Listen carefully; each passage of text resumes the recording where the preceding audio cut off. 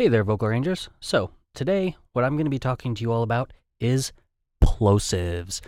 And I'm sure you heard that and just about everybody probably cringed.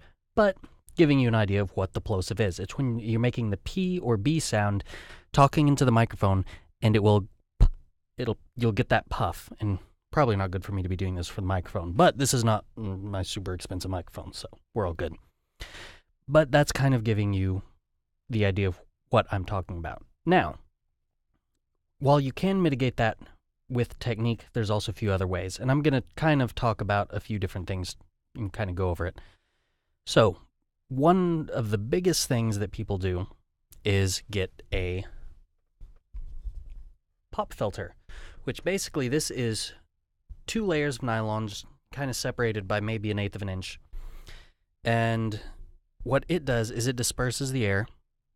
So now I'm using that same bad plosive technique and really popping the mic, and you might be able to hear it a little bit there, but it's a lot less just because it disperses the air before it gets to the capsule of the microphone.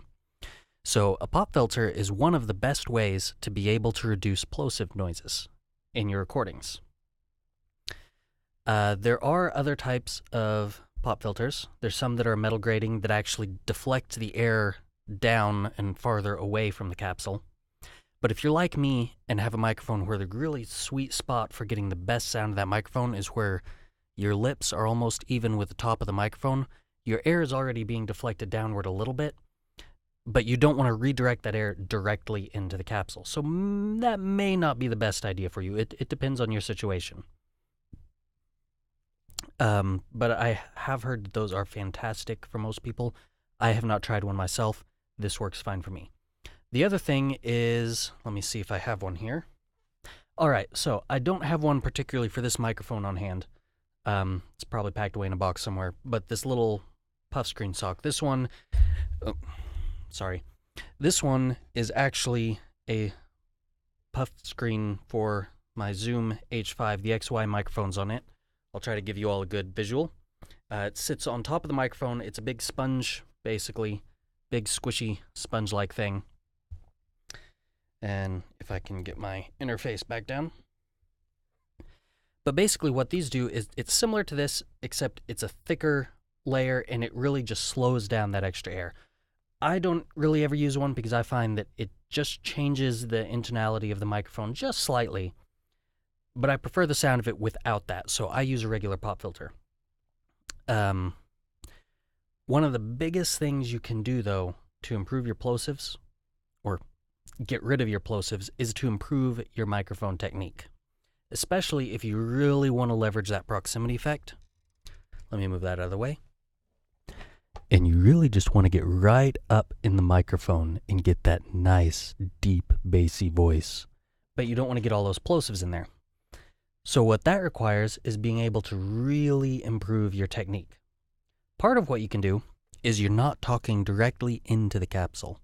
You're actually talking slightly offline from the capsule. So when you get that direct puff of air, it's not going straight into the microphone capsule. It's going slightly off to the side. The metal grating on the microphone itself should help deflect any excess, but the big thing is you're just not directing that air immediately into the capsule. It's just ever so slightly offside. You're still close enough to facing. You're going to get that full voice, full intonation. It's going to pick you up very clearly, but you're not going to be popping the microphone so bad. Another thing, the big thing in my opinion, is actually working on how you pronounce the words.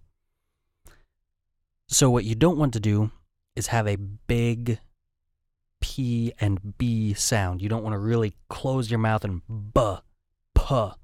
That gives you that big puff of air. You really have to work on keeping your lips tight. And it helps when you very first start out, work by saying it all with a smile. If you really smile big when you're talking, your lips are tight, you're not going to have such a big puh of air, and you're not going to have your lips in the way, causing that puff of air that just builds up and pushes its way out. So if you smile when you talk, first of all, you can sound pretty good. So if you smile when you talk, it'll help keep that air from building up behind your lips, and help stop that from directing all that puff of air directly into the microphone capsule. And I probably need to put this back here, because even with proper microphone technique, you are still going to get a little bit of that plosive sound with the P's and B's if you're directing that air straight into that microphone capsule. So that's a few techniques. Definitely the big thing when you're starting working on reducing plosives, definitely get a pop filter, or even if it's just one of these spongy pop screen filter things. I'm not actually sure what the technical term for those is called. If they are just a pop filter or windsock, or I don't know. I don't use them. I use pop filter like this. But the biggest thing you can do is improving your vocal technique. And you want to do that by being slightly offline from the microphone and then really working on just reducing the sound of the P's and B's to begin with. And to start out, it really helps doing it with a smile. It keeps all the lips tight, keeps all the muscles there in the mouth tight. And you can do it without constraining your voice any, constraining your throat. So you still sit up, get that really good, proper technique, but you're not getting that big push of air. And from there, it will take some work on fine-tuning how it works best for you. But you don't want to compress your lips together. You don't want to, you don't want to really squeeze your lips together before the P's and B's sound. Just a light touch together will give you that P or B sound. You don't need to compress your lips, because then you will get that P.